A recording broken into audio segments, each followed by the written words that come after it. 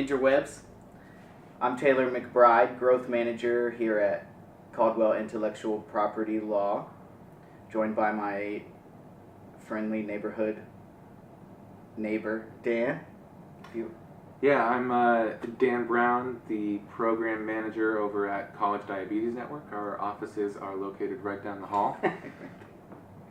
Yeah, so at Caldwell Intellectual Property Law, our clients are different types of innovators, engineers, businesses, scientists, people who have an idea that is different or new, and the service that patents, which is the service that we offer, is essentially the right to protect that innovation, that idea.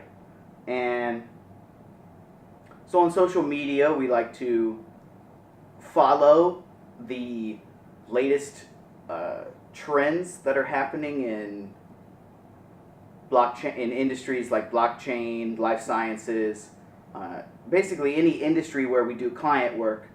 We like to use social media to follow what's happening in those industries in the present, and help us to think about the future.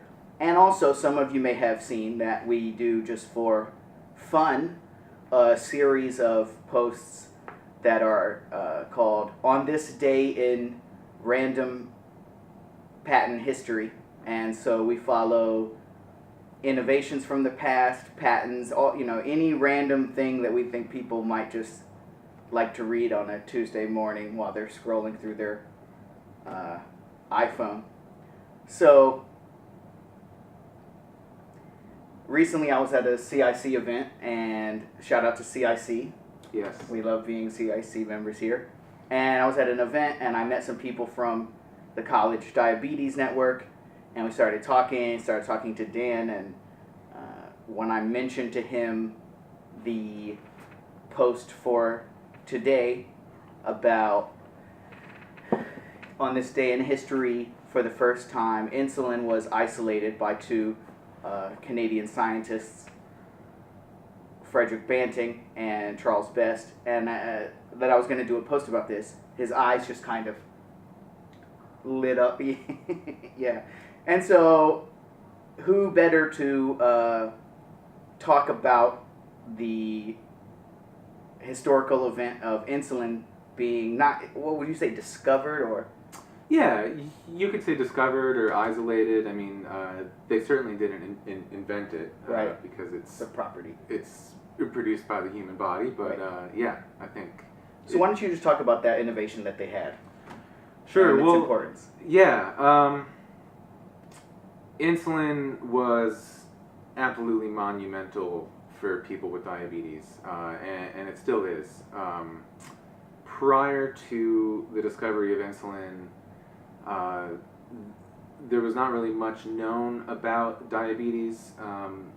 Researchers knew that it had something to do with a failure in carbohydrate metabolism in the body.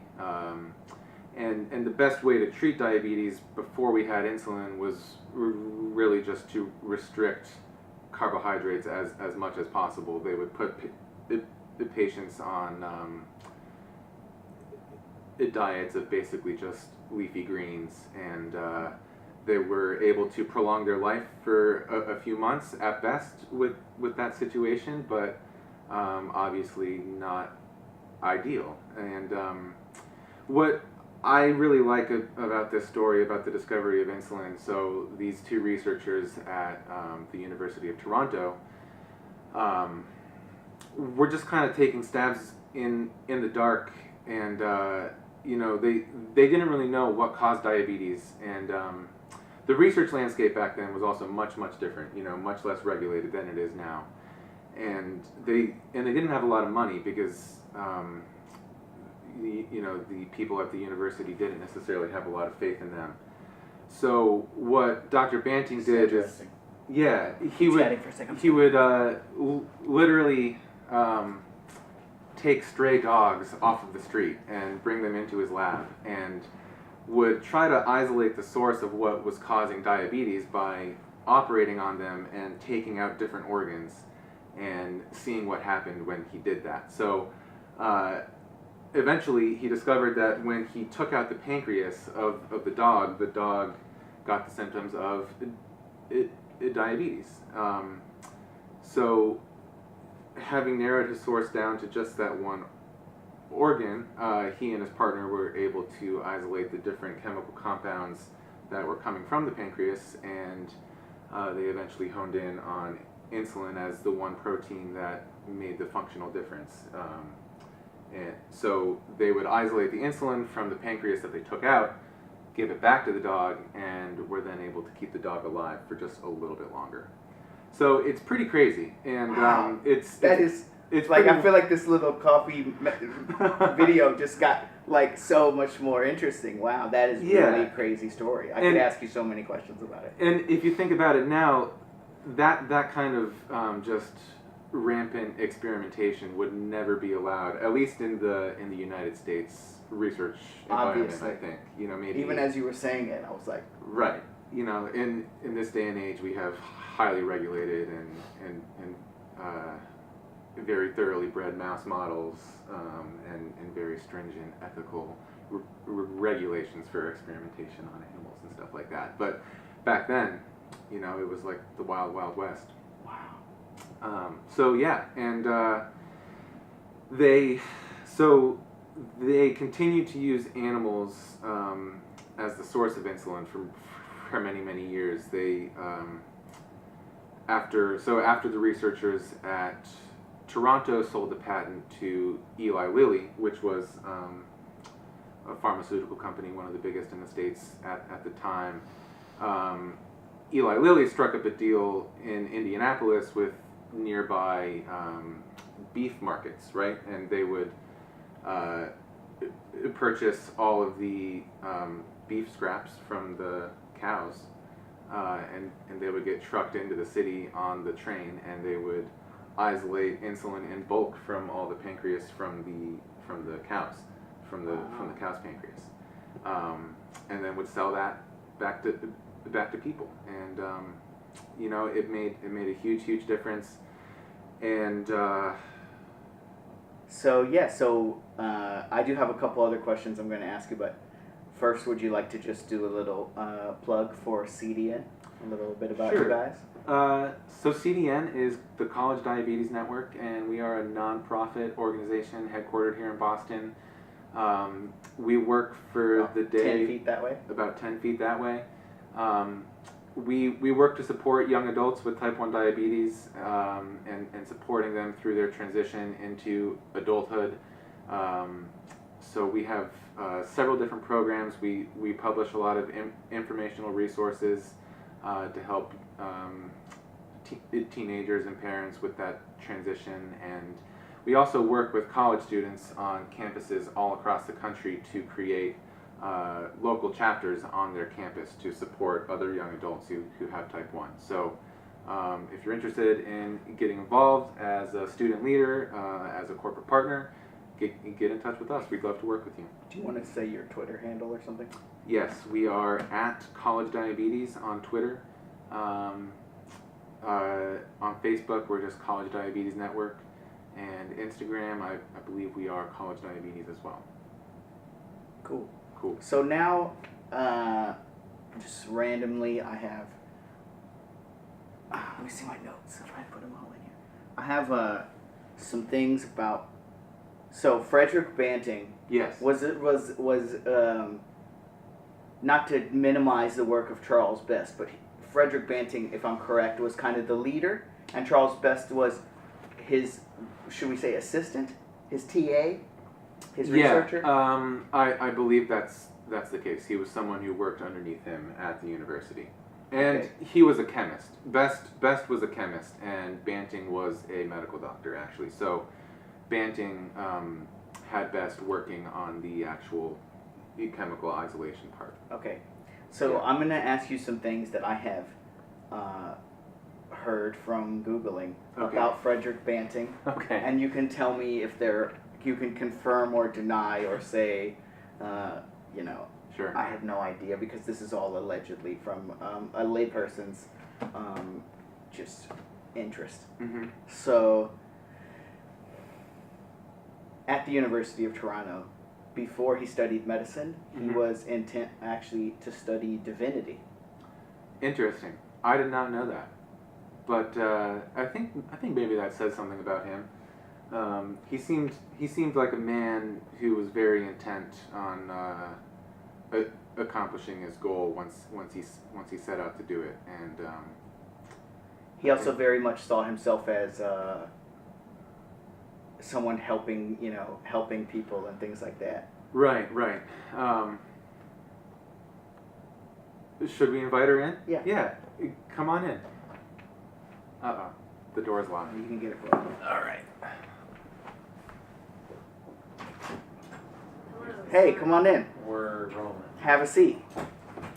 We're just having a casual conversation at this point. We've been talking for a little while, and now I'm just saying some things that I heard about Frederick Banting Great. from Googling, and Dan is just saying whether or not he's ever heard these things before. Great. I'll just move the camera a bit. If you want to sit over here with us, you can. Would you like to introduce yourself? Yeah, so I'm Stacey. I'm from the College Diabetes Network, and I am the Communications and Operations Assistant there. Hi, Stacey. Welcome to the show. Thank you. It's not a show. So the first fact that I had, and I think this out of my facts was more or less confirmed, which is that Frederick Banting had intended on studying divinity at the University of Toronto before he studied medicine. And we were saying, it seems just by looking at his history that he was a person who felt that he had a higher calling, and he was very intent on helping all people. Very selfless person. Yeah. Did you know that? I didn't know that, actually. I didn't know That's a fun that. fact. But yeah, I mean, to that point, I do understand that he faced a lot of opposition in his work. I mean, I know that his higher ups at the university didn't really think that this was something worth pursuing, and they were initially really hesitant to give him any kind of support. So Right. for him to be able to continue on, despite that, I think that says a lot about who he was. Yeah, and that's something that, just like working for a patent firm, I think that's something that's very common to people that do anything new and different, is that, they might be one of the only or small group of people that can see that it matters, So another fact was that he had a relationship to art. He was a talented painter. Wow. And, this is a generalization, but I read that his frustrations that he built up along the way dealing with the opposition and the challenges and everything like that, that he liked to, one of his ways of relieving his stress was to paint. That's That awesome. makes sense. And he was involved in the painting community. And then later on, they actually put him into a comic book. Put him into a comic book. What do you mean? He was like a character As a in a comic character. book. Oh, interesting. Cool. Yeah, I know a lot of scientists who are either musicians or are artists in some way. I think they're very closely connected. I mean, it's creativity in two different forms, I think. Right. So, Right. that makes a lot of sense to me. I didn't actually know that he was a painter, Yeah. but One of many talents. right. Yeah. I wonder if they have his paintings on display somewhere, Yeah. at the university, probably. Right. I would bet. Well, apparently his house is somewhat of a museum now, and a lot of tourists go there and visit, so there might actually be some in there. Oh, great. Yeah, I guess his Very house cool. is like a Graceland. Very cool. I bet. There's Yeah. and so it was hard for me to Graceland. Yeah. so but he by the way, even when I brought him up to you guys, it's very clear that he is a hero to many people because he saved a lot of lives. Another one of the things that I read was that part of his initial journey was sparked because he had a personal friend who died of diabetes, and this kid was like 14 years old Mm-hmm. at the time, and that was really what sparked him. But and then it's just everything I read about him was just like, you know, he's a hero. He's a hero. He was in the Canadian military. He was a veteran, an actual war hero, a comic book hero. Yeah. You know, a hero to you guys. So, anyways, great person. Yeah, I used to babysit a little girl with type 1 when I was in college, and her family, they actually had a portrait of Dr. Banting hanging on their wall, like next to their family portrait, and Right. like the portrait of their It's grandparents. so personal. Love that. Just because they like idolized him so Right. much. I always thought that was really funny, but it's totally true. Yeah, he is a well-loved figure. In fact, World Diabetes Day, the day that is recognized as World day is that? World Do you know Diabetes Day off the top of is your head? November 14th. 14th. Is Dr. Banting's birthday. Okay, Yes. Yes. good to know. Put Yeah. that on my calendar. Yeah, right? Yeah. Well, We can come back. You know what? I mean, we could keep talking. I've really enjoyed hanging out. It's been very interesting. I learned a lot of stuff. Thank you both very much for joining us here today. Yeah, thanks, Taylor. And yeah, I guess Yeah, there's still room for lots of innovation Yeah. with diabetes. Insulin provides a way to manage the condition, but it's not a cure. So, any biotech people watching out there, get working. Yeah. You've got a hungry market out We're here. excited for the upcoming years to see what'll change and what'll improve. Mhm. Very exciting. definitely. Thank you guys very much. Thanks, Taylor. All right.